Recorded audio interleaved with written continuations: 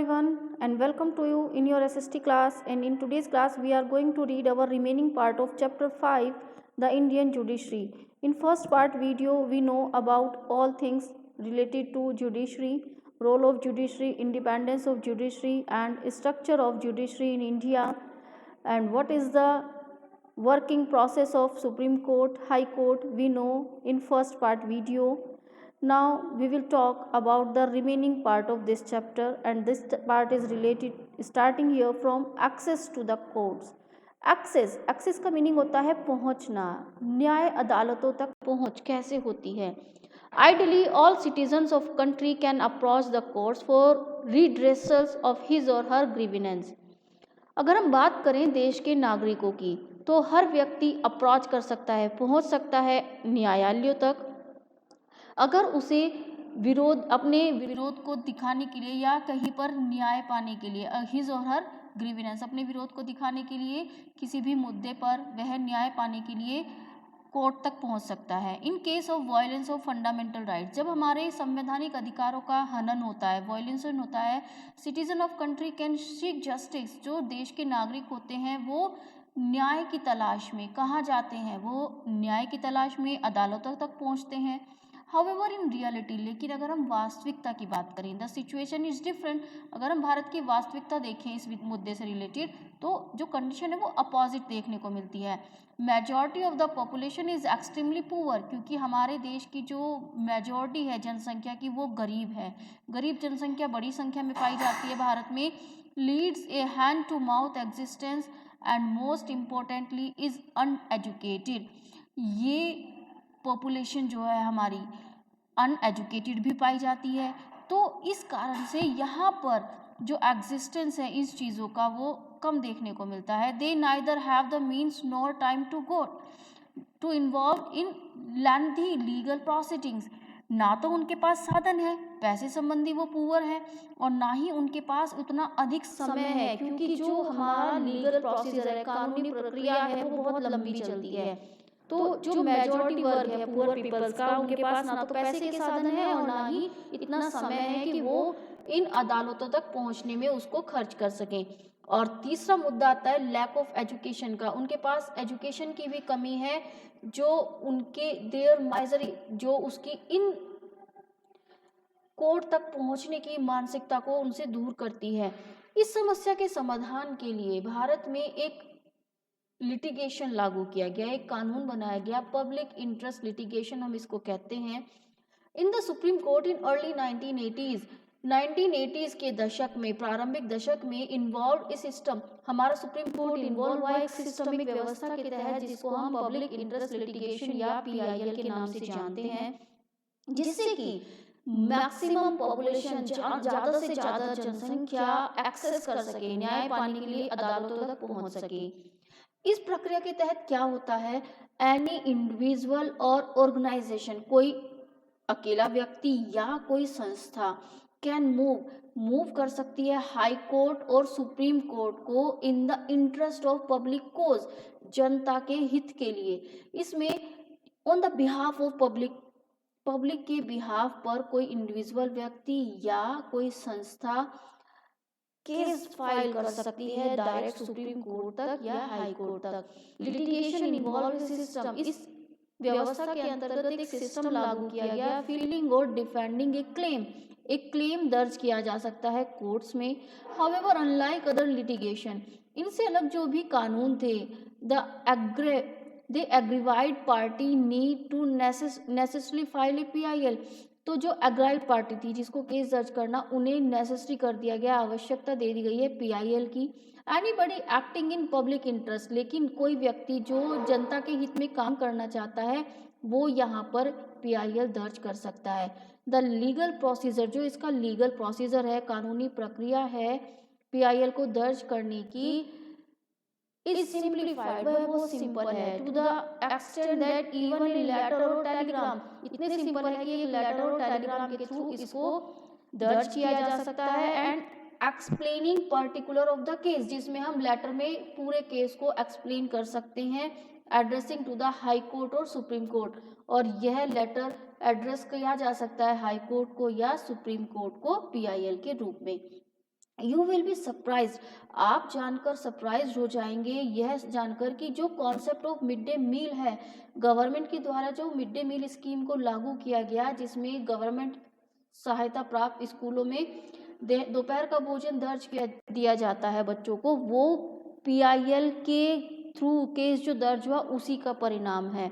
In the 2001 in drought affected Rajasthan and Odisha, जो सूखे से ग्रसित एरिया थे राजस्थान और ओडिशा के, millions face scarcity of food, वहाँ पर लाखों पीपल्स को फेस करनी पड़ी भोजन की कमी। But government godowns were spilling over, लेकिन जो गवर्नमेंट सरकारी गोदाम थे वो भरे हुए थे अनाज से। इन सच ए सिचुएशन, इस सिचुएशन में एन ऑर्गेनाइजेशन, एक संस्था थी, people's union of civil liabilities, जिसको हम पीयूसीएल के नाम से जानते हैं, उन्होंने एक पीआईएल दर्ज की, सुप्रीम कोर्ट में पिटीशन दायर की for enforcement of right to food guaranteed under the fundamental rights, इस संवैधानिक अधिकार के तहत कि जो भोजन का अधिकार है वो सबको मिलना चाहिए। और उन्होंने इस संवैधानिक अधिकार के तहत एक पीआईएल दायर की। And they pointed out that the sheer apathy of part state governments, उन्होंने उस पिटीशन में यह सब शो किया कि जो स्टेट गवर्नमेंट्स हैं उनके गोडाउन्स में टनों अनाज भरा हुआ है, और जबकि जो जनता है वो भूखे मर रही है, भुखमरी का शिकार है।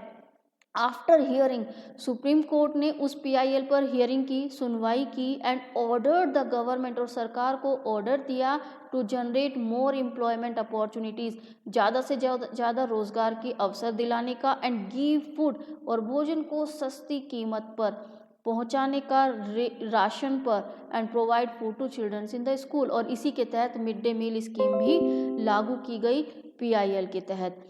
तो इस तरह से ये सिस्टम वर्क करता है। कोर्ट जजमेंट, अब कोर्ट का जो न्याय है वो किस तरह से वर्क करता है। At times certain sections of the society feel that court judgment do not take into consideration, कभी कभी जो कुछ वर्ग होते हैं, निश्चित वर्ग होते हैं, ये सोचते हैं समाज के कि जो हमारी न्याय की व्यवस्था है वहाँ पर जो जजमेंट होता है वो कंसिडरेशन के कारण नहीं होता, पूर्ण सहमति से नहीं होता। The interest of certain people, जो जिसमें कुछ निश्चित नागरिकों का जो इंटरेस्ट होता है वो खत्म हो जाता है। For example cities of Narmada valley development project, जो क्रिटिक्स थे, आलोचक थे नर्मदा वैली डेवलपमेंट प्रोजेक्ट के, उन्होंने महसूस किया कि the name of development it's planning is unjust, जो इसका नेम है वो अनजस्ट है, ट्रू नहीं है। It will displace large number of people in Gujarat, इसके कारण जो बड़ी संख्या में गुजरात के पीपल्स हैं वो डिस्प्लेस होंगे, इधर उधर जाएंगे, महाराष्ट्र और मध्य प्रदेश के people. And inundated thousands of acres of forest and agriculture lands, और जो अनडेट थाउजेंड्स ऑफ एरियाज है, एकड़ लैंड्स है, वो भी अनडेट हो जाएगी। At time over a period courts views of a situation also undergoes change, समय के साथ साथ जो न्यायालयों का व्यूज था उसमें भी परिवर्तन हुआ कंडीशंस के according. For instance in Olga Tellis versus Mumbai municipal corporation case, इसी मुद्दे पर रिलेटेड जो केस था ओल्गा टैलिस, इन दोनों कंपनियों के बीच, ओल्गा टैलिस और बॉम्बे म्यूनिसिपल कॉर्पोरेशन के बीच जो केस था 1985 में, court had that right to livelihood is part of right to life, court ने माना, न्यायालय ने माना कि आजीविका पाने का अधिकार राइट टू लाइफ के अंतर्गत आता है, जो हमारे आर्टिकल 21 का हिस्सा है हमारे संविधान में। It started that exclusion of pavement dwellers would lead them to loss their means of livelihood, उसने माना, इस न्याय, इस मुद्दे से रिलेटेड जो न्याय था उसमें यह सहमति हुई कि जो पेमेंट डीलर्स होते हैं, फुटपाथ पर वर्क करने वाले पीपल्स होते हैं, उनको वहां से हटाना भी, उनकी आजीविका कमाने के साधन से उनको महरूम करना है, हटा देना है। However in same letter case, इसी तरह के बाद के कुछ केसेस में इसी मुद्दे से रिलेटेड जो बाद के केसेस थे जो इसी पर वर्क करते थे, यह माना गया कि seen as encroacher of public land and court order their evictions along the demolitions their illegal houses, जो पब्लिक एनक्रोचर्स थे, जिन्होंने पब्लिक लैंड, जो सरकारी लैंड थी, उनको अपने कब्जे में ले रखा था, कोर्ट ने ऑर्डर किया उनके इलीगल हाउसेस को वहां से नष्ट करने का। अनदर इशू, दूसरा मुद्दा जो जाना जाता है, as to common persons distress is issue a long years court take in depending justice, दूसरा मुद्दा ये उठाया गया कि जो आम जनता है वो लंबे समय तक जो, क्योंकि जो लॉन्ग टर्म लगता है हमारा न्याय पाने में, उसमें जो आम जनता है वो डिस्ट्रेस में रहती है। The phrase justice delayed is justice denied is frequently use, इसके लिए एक फ्रेज यूज की जाने लगी कि जो जस्टिस डिलेड है, न्याय में जो देरी है उसमें न्याय को डिनाई कर दिया जाता है, न्याय पाने वाला ही खत्म हो जाता है। Is frequently use to describe this extend time, उस समय पर यह फ्रेज भी यूज की जाने लगी न्यायालयों के लिए। एंट्री के ग्रांट जस्टिस, क्योंकि उसमें जो ग्रांट जस्टिस था वो सही समय पर नहीं मिल पाता था। In order to grant inexpensive and speedy justice, इसलिए जिससे कि न्याय को तीव्र गति से और सही वे में पहुंचाया जा सके जनता तक, इसके लिए लोक अदालत का सिस्टम सेट किया गया भारत में। अब लोक अदालत क्या होती हैं? लोक अदालत और people courts are inexpensive as well as resolving disputes. जो पीपल्स कोर्ट्स होती है, जनता की अदालत होती है, वो बहुत सस्ती होती हैं और इसमें एक सिंगल हियरिंग में ही केस की सुनवाई खत्म की जाती है। They have prove to be valuable not only for, और ये अदालतें इसलिए भी बहुत अधिक वैल्यूएबल मानी गई क्योंकि जो अंडर प्रिविलेज सेक्शन है, जो निचले स्तर के पीपल्स हैं, उनके लिए बहुत फायदेमंद थी। But have also lightened the burden of courts, इस तरह की अदालतों को निर्धारित करने से जो कोर्ट्स में, अदालतों में दुनिया भर के केस भरे हुए थे, उनका बर्डन भी कम हुआ। As a result there has been a decline in number of pending cases, जो संख्या थी पेंडिंग केसेस की वो कमी होती चली गई उसमें। ए रिटायर्ड जज जनरली चेयर, लोक अदालत में जो जज होते हैं, जज के रूप में वर्क करते हैं, वो रिटायर्ड जज होते हैं। While a lawyer and social worker assist him और हर, और न्याय देने में उनको असिस्ट करने वाले जो पीपल्स होते हैं वो लॉयर और सोशल वर्कर्स होते हैं। The dispute parties themselves put forward, जो डिस्प्यूट पार्टी होती है, जिनके बीच झगड़े होते हैं, वे पार्टियां स्वयं अपने केस को इन लोक अदालत में रखती हैं और म्यूचुअल अंडरस्टैंडिंग के साथ, आम सहमति के साथ इन झगड़ों को सुलझाया जाता है। There is no option of plea against the decision of Lok Adalat, आम सहमति के कारण यहाँ पर जो निर्णय होता है वो आम सहमति से होता है। इसी कारण से जो लोक अदालत में जो निर्णय लिया जाता है उसके खिलाफ याचिका दर्ज नहीं की जाती है। Student, this is the best way of understanding this chapter. यहाँ पर आप समझ गए होंगे कि किस तरह से जो न्याय दिया गया उसके लिए अलग अलग वे अपनाए गए और सरकार ने इसके लिए वर्क किया है, और यहाँ पर अलग अलग तरीके से स्ट्रक्चर्स को डेवलप करने की कोशिश की गई है। आपके चैप्टर में एक एग्जाम्पल दिया गया है, एक केस स्टडी यहाँ पर शो की गई है, हम उसे भी एक बार यहाँ पर देख लेते हैं। इस केस स्टडी में स्ट्रक्चर आप कर लेंगे, यहाँ पर स्ट्रक्चर में आप समझ सकते हैं, एक बार दोबारा हम समझ लेते हैं स्ट्रक्चर को। सुप्रीम कोर्ट हाईएस्ट कोर्ट होती है कंट्री की, headed by the chief justice of India, appointed by the president, assisted by जजेस, एंड जजेस retire of 65 as per retire होते हैं, रिनाउंड होते हैं। And his power of judicial review, यहाँ पर जुडिशियल रिव्यू लिया जाता है सुप्रीम कोर्ट्स के द्वारा। हाई कोर्ट हाईएस्ट कोर्ट होती है स्टेट की, headed by chief justice and presidents, यहाँ पर चीफ जस्टिस को नियुक्त करता है after the consultation of governor. Other जजेस अपॉइंट किए जाते हैं प्रेसिडेंट के द्वारा चीफ जस्टिस की कंसल्टेशन से, and governor of state and chief justice of high court.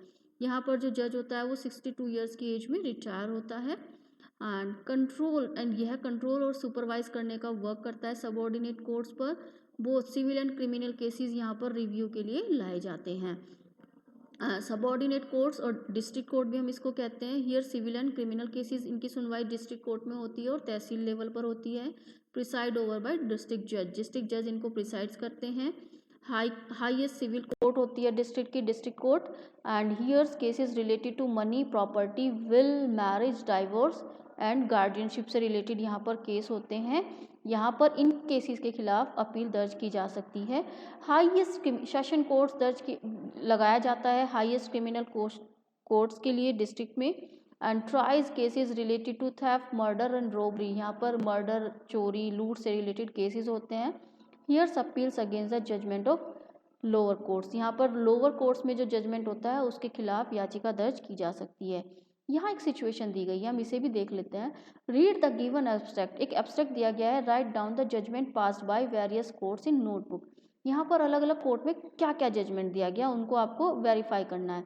Jessica लाल का केस है, एक मॉडल थी, वाज शूट उसको शूट कर दिया गया एक पार्टी में एट टेमेंट courts cafe a posh south Delhi का रेस्टोरेंट का एरिया था in night 29 April 1999।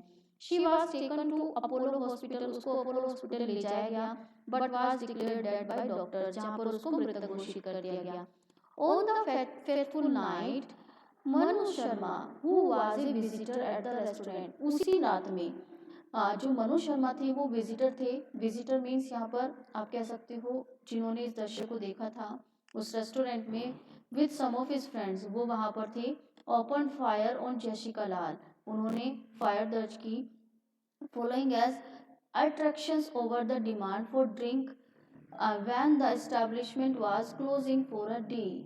Immediately after the incident, उस इंसिडेंट के बाद मनु शर्मा फ्लीड, मनु शर्मा के खिलाफ ये केस दर्ज किया गया। उनके जो विजिटर्स थे जिनकी डिमांड, जिन्होंने ड्रिंक डिमांड की थी, तो वहाँ पर क्या हुआ, but इवेंटली surrendered before the court. Manu Sharma वहाँ से तो भाग गए उस सीन से, लेकिन उन्होंने जल्दी ही सरेंडर कर दिया कोर्ट के सामने चंडीगढ़ में। Subsequently it lead to the arrest of the co accused, उसके जो सहयोगी थे उनको भी अरेस्ट किया गया।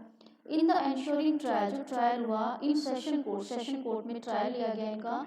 अबाउट 101 विटनेस वर एग्जामिन, वहाँ पर लगभग 101 जो विटनेस थे, वहाँ के गवाह थे, उनको एग्जामिन किया गया ट्रायल कोर्ट में।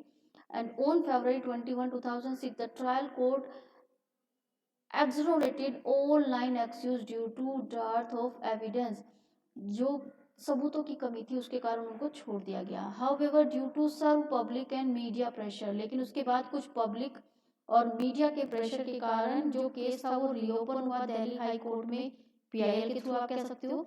The proceeding was carried out the fast track base पर इसकी प्रोसीडिंग हुई। On December 18, 2006 prime accused was awarded life imprisonment, और जो प्राइम एक्यूज था, प्रमुख दोषी था, उसको आजीवन कारावास की सजा दी गई।